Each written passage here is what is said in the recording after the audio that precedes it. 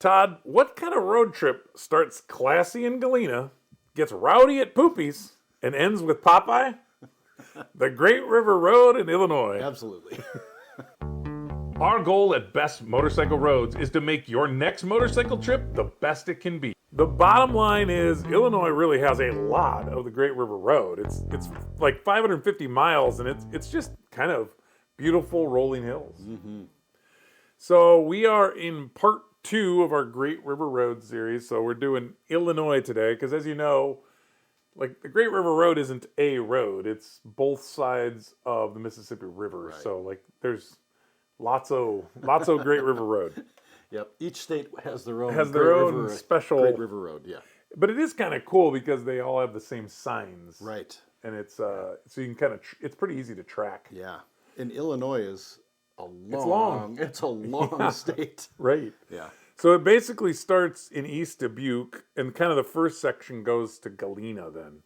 So you enter right there. Now, we're generally jumping across in Dubuque on the Iowa side. Yeah. And it's really great for us because it starts with that, I think they call it the Julian Dubuque Bridge, but it's a great old, just an old bridge. And you can kind of, what's cool about that is when you're in Dubuque, Dubuque's kind of set down in, the low part of the river, and you can see it for a long ways away. You can, yeah. And it's a cool bridge. So I think you jump on US 20 there, and then you kind of head east.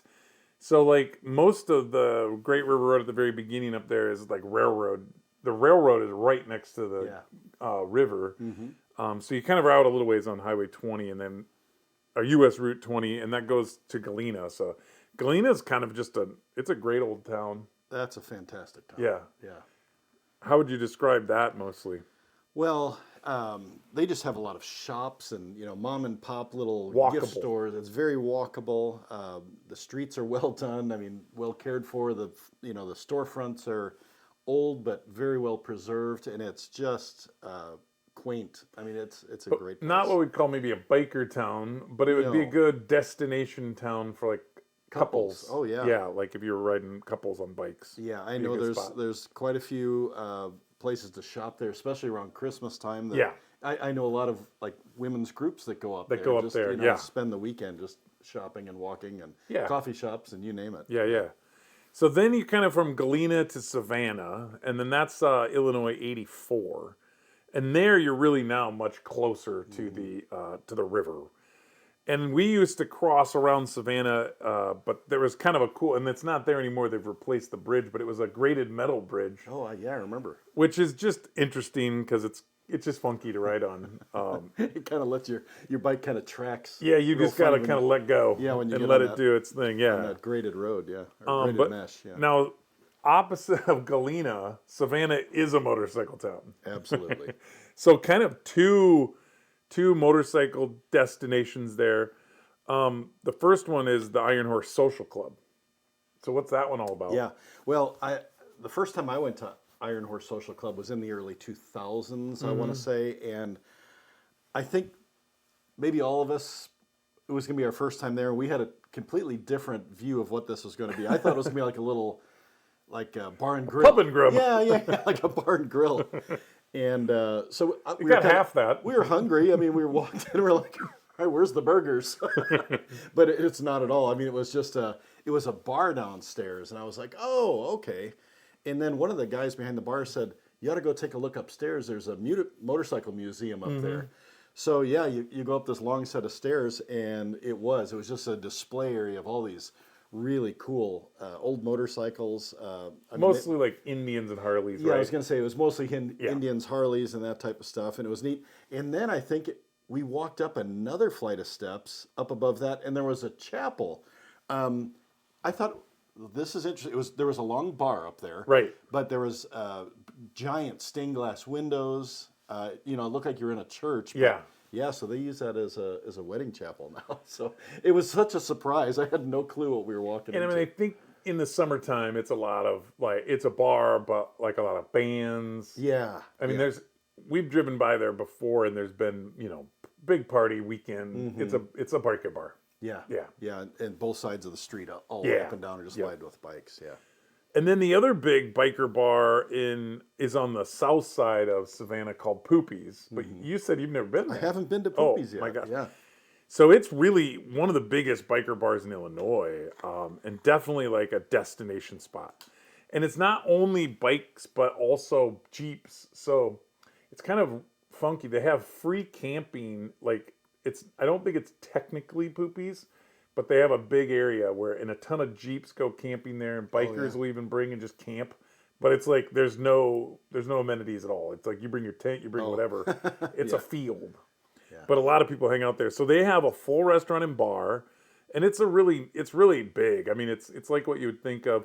So in the back they have like a big stage, and then there's a big bar that's kind of patio, indoor, outdoor, and then there's it's kind of just a big, huge open party Like area. picnic tables and Not that as kind of much stuff, right? picnic tables, but as kind of more like structured than that. But but yeah, but I mean, because they don't because then when it's almost like it's like a big dance area, like it's just a party. So a lot of outdoor places for drinks and things you can walk up to, and then kind of behind that, then there's almost like an alleyway, I would call it.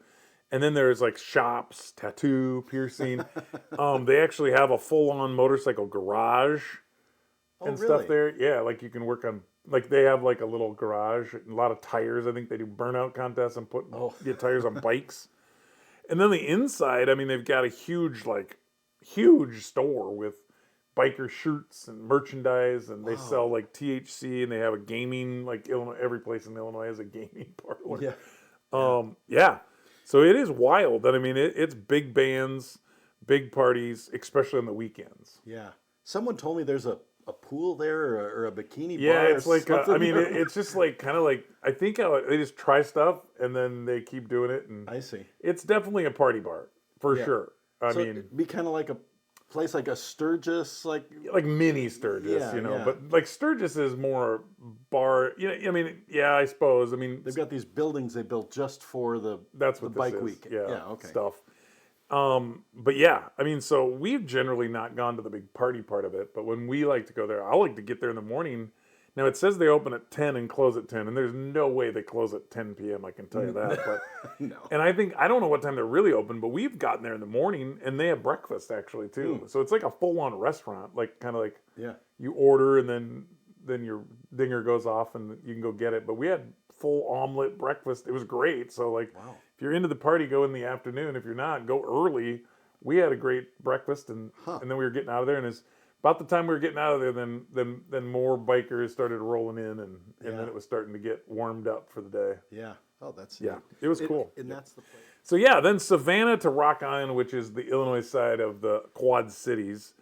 Nice ride actually. But once you get to the Quad Cities, you can technically stay on the Grit River Road if you want to, but generally I would say, unless you're just wanting to ride only that, that's through town, like an old part of town. So I would say jump on 80 and 280, go around that. But then kind of a big section is kind of interesting from Rock Island to Alton. Alton is really the St. Louis side, or, of Illinois across the river from St. Louis. But so this is on Highway 92 and 96. Now, we've ran this road a lot, this section, because sometimes when we're coming up from the south, this is a good little lowland. I love this section. It's river bottom. So on the west side you have the river, and on the east side you're kind of down in I wouldn't call it a mountain, but a hill, some hills. And so you're kind of just riding through there, and it's just a beauty of a ride. Generally speaking, we've rode this from south to north, and we're going the sun's setting in the west, so it's a nice ride because we're just pointing maybe a little bit to the northeast. And man, we've done this nice. We crossed back over in Muscatine. Just a great ride. But then a little south of that is a town called Navu. And have you ever heard of? I have heard of Navu. Yeah. Navu is interesting. It's got some history. In fact, at one point in time, it was the biggest town in Illinois, but 1840s. Okay. And they have wineries. We have bugs in the area. Oh, no. That's funny. So what Navu also is known for is it's Illinois' oldest winery. And so that's one thing that brings people to town. But actually, it was at one point in time um, the home of the early Mormon church.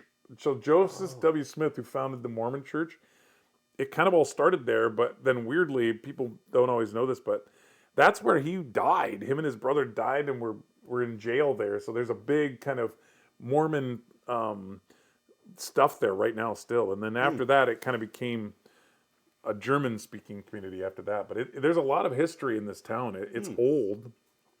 And before it actually became a river town, it was a huge, thriving Native American community. So like over 500 lodges and everything around this area. Wow. It's kind of an interesting. It's really interesting. If you like history, you should go back.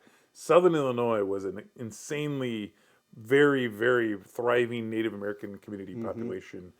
The Sauk and the Meskwaki were big in this area. Makes sense, But yeah, and I think most of it had to do because there's like the Illinois River and the Mississippi River converge there, and then a little further south, the Ohio River and the Mississippi River. So I'm sure it was a very budding like place to be. Like there's just a lot of like probably wildlife activity there. So yeah, it's really that area is really cool. And we don't ride that a lot because of the way that it's. Because we're being in Iowa, we're either coming from the south to Iowa or we're coming from like Missouri, so then we miss it. So the only time we really do that is Chris is from Chicago area, so we kind of find a way, and then he likes to kind of ride 2 lanes instead of riding the 4 lanes.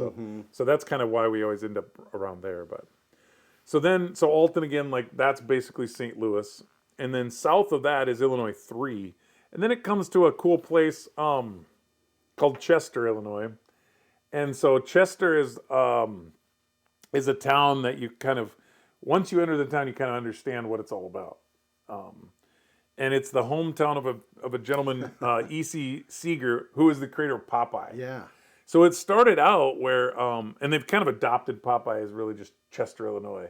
So if you come from the Missouri side, there's a bridge you cross, then there's a statue of Popeye, which is really cool. It's bronze, and it is it's right when you're coming into town. 1977, they put it up, but it's pretty cool. And now they've taken all the characters from Popeye and built statues all around town. So, and they kind of have a trail system. So it's kind of cool. You can kind of see all these quirky characters, and it kind of fits in really well with the Great River Road, I guess. So neat. So yeah, it is pretty cool.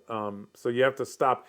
And it's kind of a weird where the Popeye one is at. It's not like it's almost like the middle of the middle of a divided road. So it's kind of funky, but it is fun to see. So do people take their pictures? I think so. With Yeah, for sure. But it's run across traffic. Yeah, kind of. And then to close it out, I guess you go from Chester to Cairo. Cairo is way down there, so this would be the tail end, and that is where the Ohio River and the Mississippi River meet, and that's really the most southern part. So that's kind of from soup to nuts. But Illinois is a very curvy. It's kind of S curve on that side, and so I'm trying to remember if we've stopped in Cairo. It seems like we have. I don't remember. Now we crossed over. We're usually, and that's Cairo's not too far from Paducah, Kentucky. Yeah. For us, Paducah is a good day ride. It is for us. Like that's a comfortable ride to get from like where we are in Iowa to Paducah is a pretty decent ride. So we've done that a number of times. And I'm sure we've crossed through Cairo before. So the Great River Road is so. I mean, I love that we're so close to it because there's just so many. I think it's kind of perfect for us. It usually, because of the river, you end up with some really nice curves and things like that. So yeah. This is a section we call the Toolkit. We share motorcycle gear review, and other riding tips. All right, on to the Toolkit. We have a few things here today. I think you've used these before. It's the you can put the wipes on your visor, and it really stops it from fogging up. Anti-fog, yeah, they work great. But there's all different solutions for this. Yeah. And I have some stuff that I use for like inside my ski goggles or inside my dive, my dive mask. And that it's kind of a liquid, kind of a thicker liquid you pour in there and wipe it around. And like milk? Well, it's more of a clear gel looking liquid, but So that works well, but the wipes work. I've seen some creams. I've also had what almost looks like a little wax brick that you just kind of go in there and you draw an X and then you smear it around. It's like almost like a candle wax, wow. it feels like. But yeah, And all it those just things. keeps it from fogging up. Yeah, your breath, on certain temperature days, Yeah. depending on humidity, will just keep fogging the inside of your mask, and that's a real pain sometimes, especially in the rain. Like when it's almost raining. When it's almost raining, Yeah. and that's hard. So it's nice to have, it's small, so you can just keep that in your top saddlebag, easy to get at, or in a pocket up front. And then the of your glasses motorcycle. too, where we're starting to, a lot of us are riding with glasses. Yeah. And then that helps. I'd put it right on there, and too. that's really bad when it's raining. It's super bad. Or cold. Yep. Yeah. And then also, a lot of the guys have used Rain-X before on the windshield. Because there's no wipers. So that works pretty good too. Yeah, it just beads that water. Right. It makes Shoots the beads it right real off. small and lets it fly off. So that's a... Now on my motorcycle, I've also have the ceramic coating on it. And that is amazing as well. It just kind of reminds me a lot of Rain-X. That ceramic coating, I think what that is like little nano, and I think it fills in all the little mini pits that's on the bike. And I'll tell you what, like I've had that on there for about a year or more now, and it is still. They say you cannot, do not, you can't put wax on it. That will eat it away. But I've used the soap and then went to rinse, and it just beads up like you wouldn't believe, and it's great too. That's good to know. And then we've all run with either motorcycle covers or half covers a lot. Yeah, you have a half, right? I have a half cover for travel all the time. And I know Chris has a full cover that he uses, I think.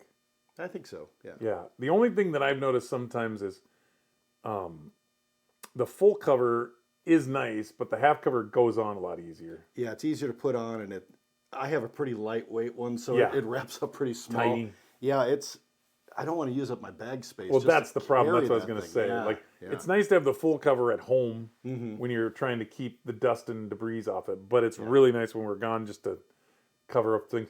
What we found, it's nice for me, like the dew and all that, so you don't get that. Yeah. But then also on the flip side, I've got a GPS and a couple things, and then kind of out of sight, out of mind with it. Yeah, people won't generally look under the cover to see What what's the on their heck's- bike. yeah, what they- can they grab? Yeah, Now, some people just do whatever, but.